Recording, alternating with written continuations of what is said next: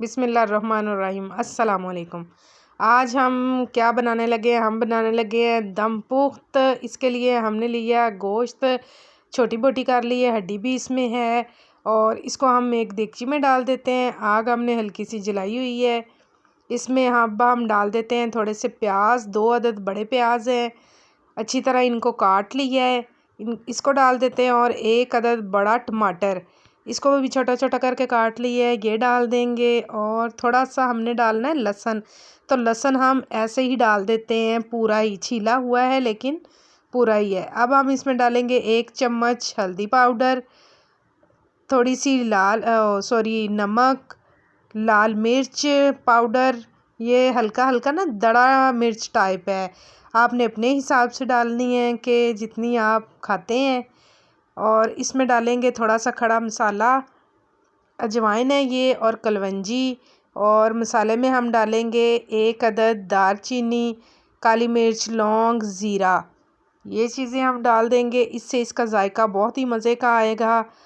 इसके अलावा हमने इसमें कुछ भी नहीं डालना। इसको हम अच्छे से हिला लेते हैं।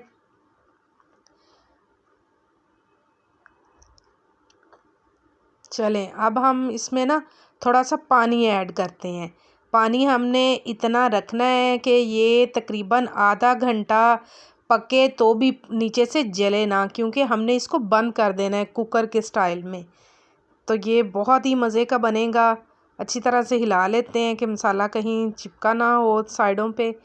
अब हमने क्या करना है, थोड़ा सा लेना है हमने आटा, ये देखें ऐसे, और इसको हमने ना गोल गोल करके ना इसको लंबा सा कर लेना है और इसको हमने चिपका देना है इसके ऊपर किनारों पे, ये देखें इस तरह से। ये ना ज़रा ज़रा वो गीला है ना भाप की वजह से, तो वो चिपक नहीं रहा अच्छे तरीके से। तो इसको हम चिपका लेते हैं अच्छी तरह से। थोड़ा सा कम हो गया, वो और डाल लेते हैं आटा। चलें, ये हमारा चिपक गया है। इसके ऊपर अब हमने इस तरह से प्लेट को चिपका देना है अच्छी तरह से, और कहीं से हवा ना निकलती हो। अब आपने इसको आधे घंटे बाद खोल के देखना है। चलें, आधा घंटा हो गया है। अब हम इसको खोल के देखते हैं। इसको अच्छी तरह से छुरी से आप खोल लें, बहुत टाइट था ये, वैसे प्लेट नहीं उठाई गई। तो इसको हम अच्छी तरह से उतार लेते हैं आटे को।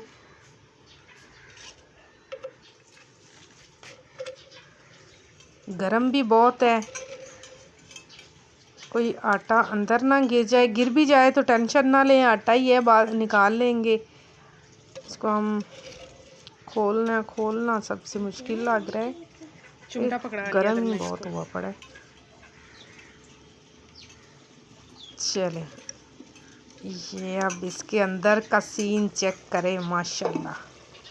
थोड़ा सा आटा फिर भी गिर गया है, इसको हम निकाल लेते हैं।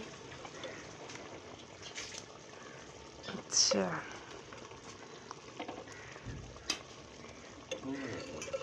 ये देखिए, काफ़ी देर, तकरीबन आधा घंटा ये इसके नीचे मैंने आग जलाई रखी है और ज़रा भी नहीं जला। हल्का सा इसमें पानी है, इसको हम खुश्क कर लेते हैं बस।